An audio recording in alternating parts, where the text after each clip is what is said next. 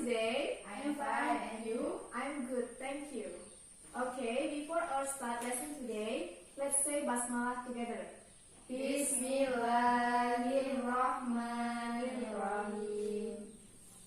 Now let me check the attendance first. Okay, Miss akan memeriksa kehadiran kalian terlebih dahulu.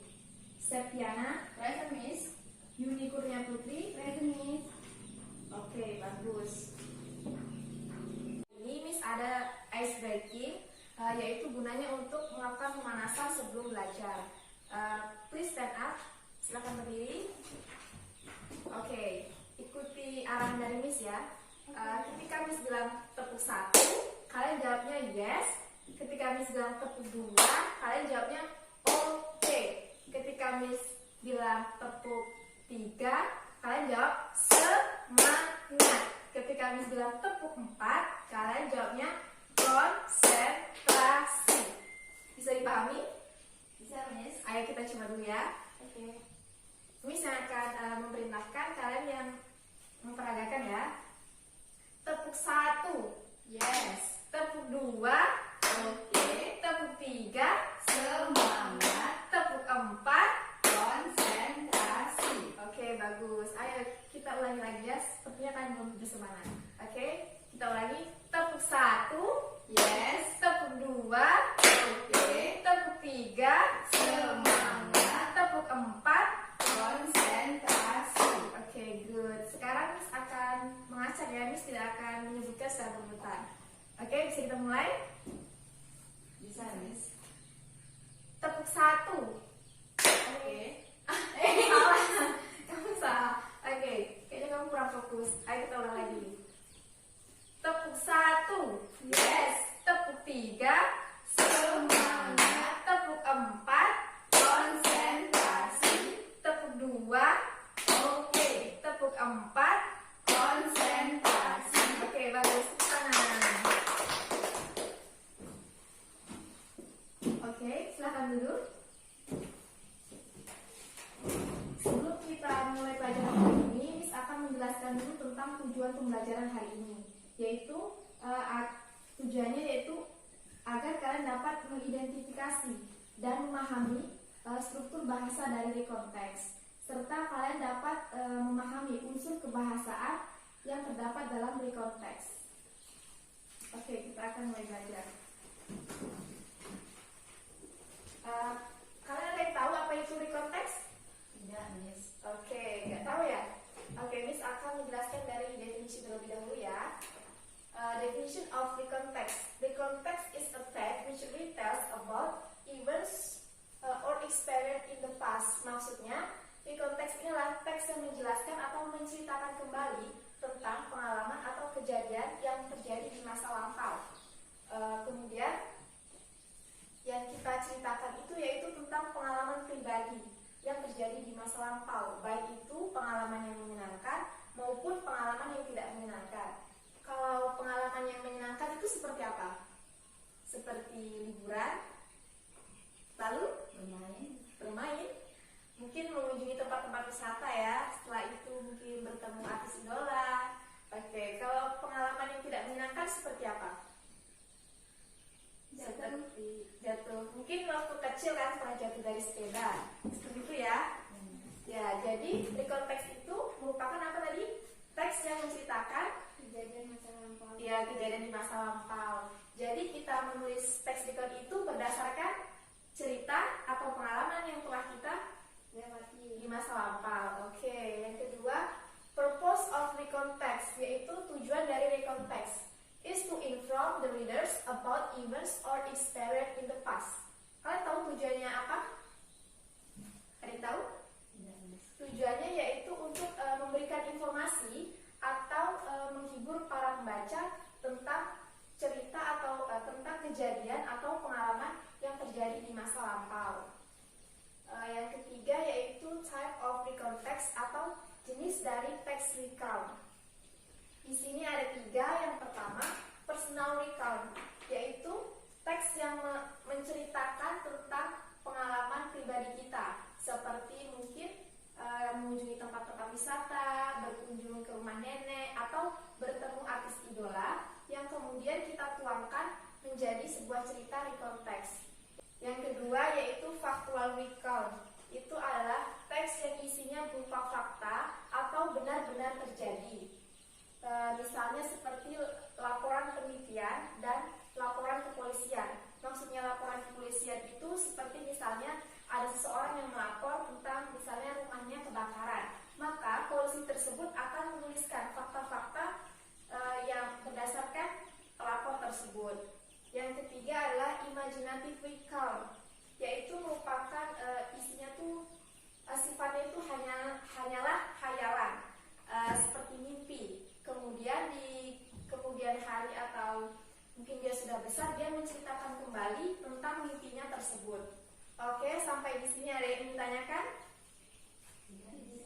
Oke, kita lanjut ke generic structure atau struktur dari text recount. Yang pertama ada orientation, yang kedua ada event, dan yang ketiga adalah reorientation.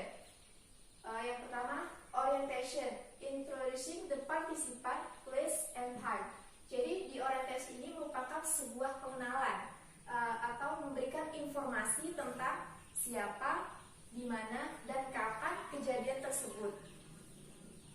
Yang kedua yaitu event. Event itu describing the events in chronological sequence. Maksudnya event itu dia itu merupakan serangkaian peristiwa yang terjadi di masa lampau yang diurutkan secara kronologis. Jadi misalkan sebuah cerita itu pasti ada urutannya ya. Nah itu yang disebut events. Di events ini kita akan menjumpai kata seperti in the first day, in the next day, and in the last day. Dan yang ketiga adalah reorientation. Reorientation consists of optional closure of events or ending. Jadi di reorientation ini merupakan sebuah penutup atau kesimpulan dari sebuah cerita. Biasanya kita menutup sebuah cerita, kita dapat memberikan opini atau komentar terhadap cerita yang kita tulis tersebut. Oke, sudah paham? Oke, kita masuk ke unsur kebahasaan dari recount text. Yang pertama, menggunakan kalimat past tense.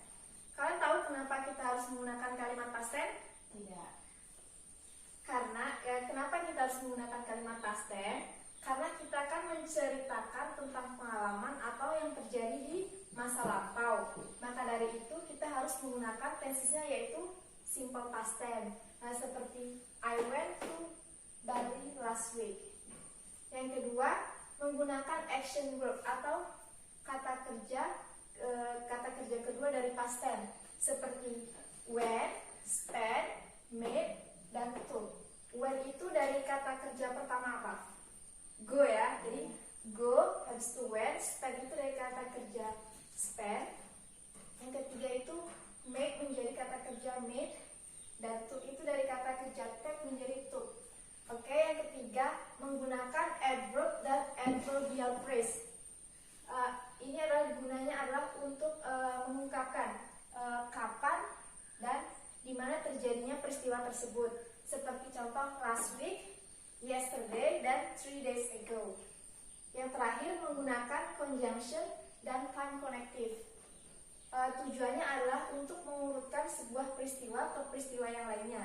Seperti contohnya conjunction itu seperti and, or, but, after that, next, first, and then. Sampai di sini paham? Oke, Miss punya sebuah contoh dari text recount.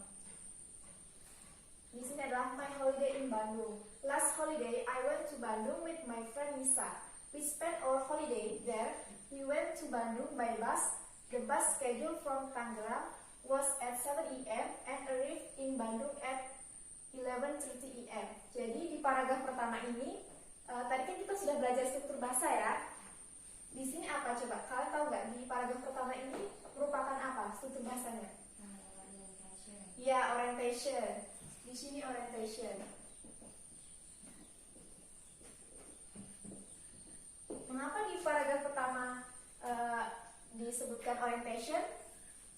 Karena di paragraf pertama itu kita dapat mengetahui siapa yang melakukan liburan tersebut, di mana liburan tersebut, dan kapan liburan tersebut dilakukan. Oke, yang paragraf kedua, in the first day we went to Bandung Zoo. The ticket price was only 30. The animals collection there were very complete. In the next day, we went to Geological Museum and talked with the guide about geology.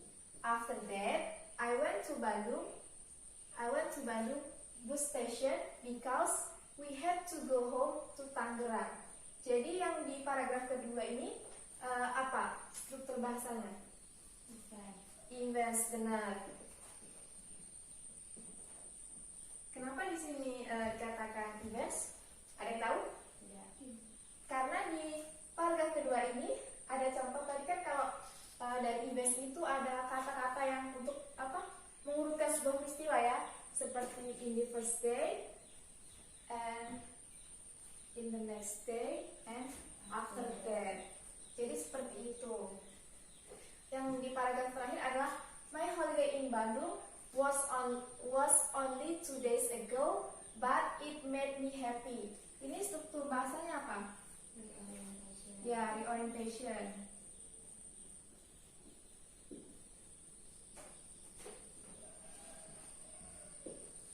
Kenapa ini disebut reorientation? Karena di paragraf ini merupakan sebuah penutup atau kesimpulan sebuah cerita, di mana si penulis memberikan opini atau komentarnya terhadap cerita tersebut. Oke. Sudah paham? Yes. Oke, Miss punya tugas untuk kalian. Buka buku halaman 28.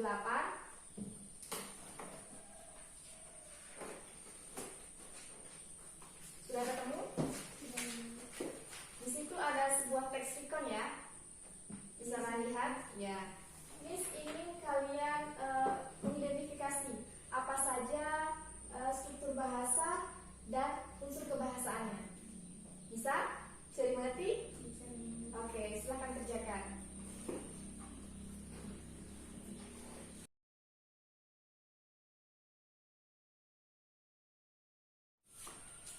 Gimana? Apakah tugasnya sudah selesai? Sudah, Miss. Oke, Miss minta satu orang. Siapa yang mau maju untuk menjelaskan tentang struktur bahasa dan unsur kebahasaannya? Ayo, siapa yang mau maju? Angkat tangannya. Oke, Septiana, silakan maju.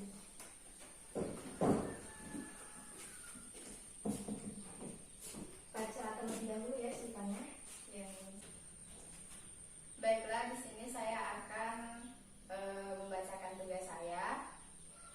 Last week I went to Mount Bromo. I stayed at my friend's house in Probolinggo. At Java, the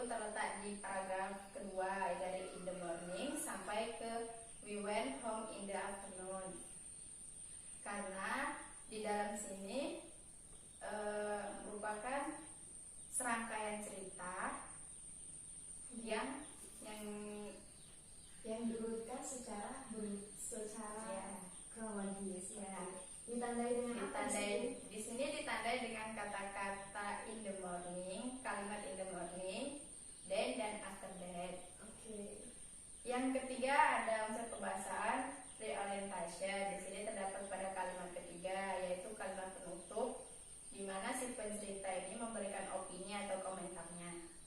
Oke, itu tadi yang kamu sebutkan adalah struktur bahasa ya, bukan Iya. unsur kebahasaan. Iya. Sekarang unsur kebahasaannya. Tadi ada 4. Setelah itu kamu tuliskan unsur kebahasaannya. Tulis di papan tulis. Ini tulis di situ. Kamu hapus dulu yang I want to Bali itu, hapus dulu. Pakai apa? Iya. Gimana tadi? Ini ya? Iya.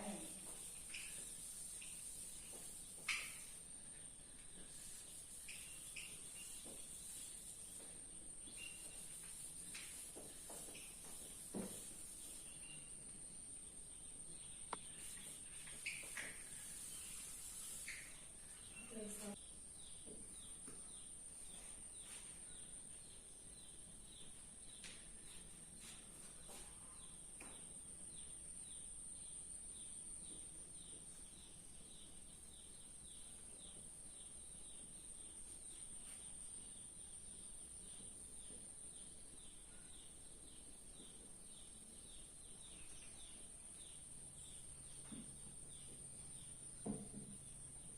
Beres.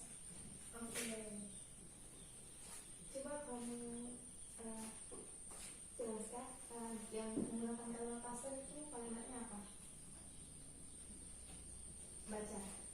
Di sini yang menggunakan kalimat past tense itu I went to Mount Bromo. Lanjut. Yang menggunakan action verb Iya. itu went, stayed, saw, go, rode, took, dan hired. Thailand. Oke, lanjut. Kalau yang ketiga itu In adverb of time. of time itu in the morning dan in the afternoon. Kalau menggunakan conjunction Conjunction. itu ada and, but, then, after, dan after that dan before. Oke, bagus. Tepuk tangan. Oke. Kalau kalian sudah mendengarkan Septi menjelaskan tentang apa struktur bahasa dan unsur kebahasaannya. Oke, jadi sebelum kita akhiri pelajaran hari ini, Miss ingin meminta kalian siapa yang bisa menyimpulkan materi pelajaran hari ini? Saya Miss. Oke, Putri silakan.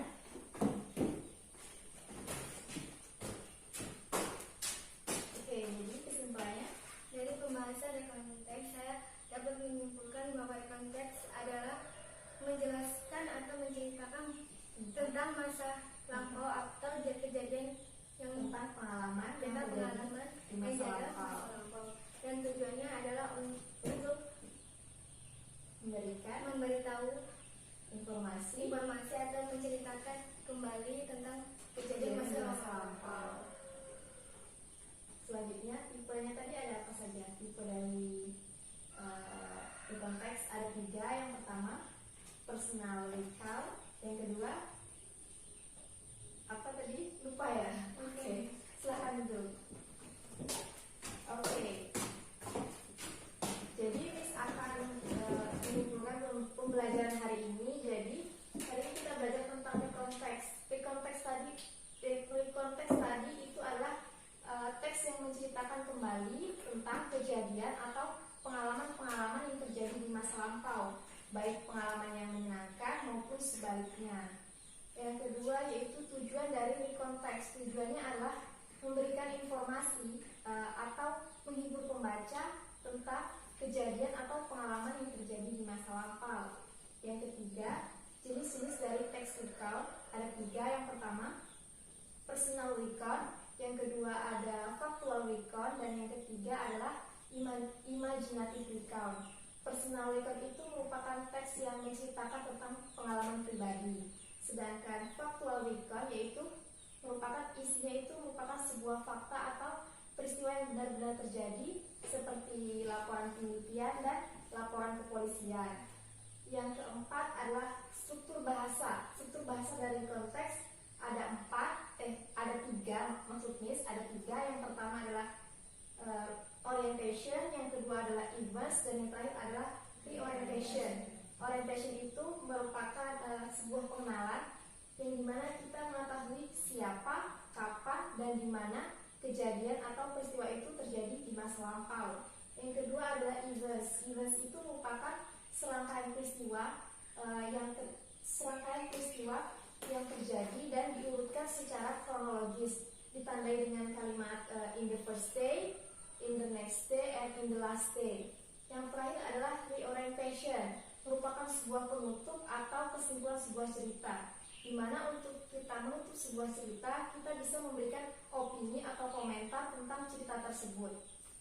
Oke.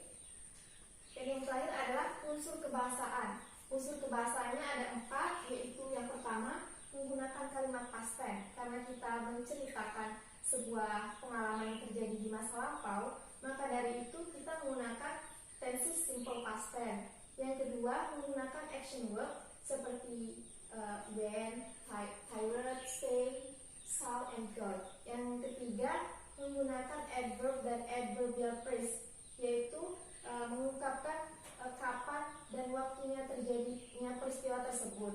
Yang terakhir menggunakan conjunction dan time connective, yaitu untuk mengurutkan sebuah peristiwa dengan peristiwa yang lainnya. Contoh conjunctionnya seperti and, but, and, or. Oke, Miss kira hari ini pelajaran kita sudah selesai. Miss punya tugas untuk kalian minggu depan.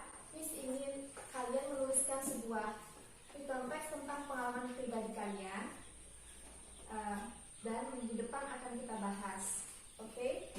I think that all for today. Thank you for your attention. I hope you stay safe and stay healthy and keep learning.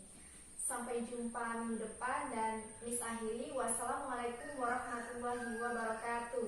Waalaikumsalam warahmatullahi wabarakatuh.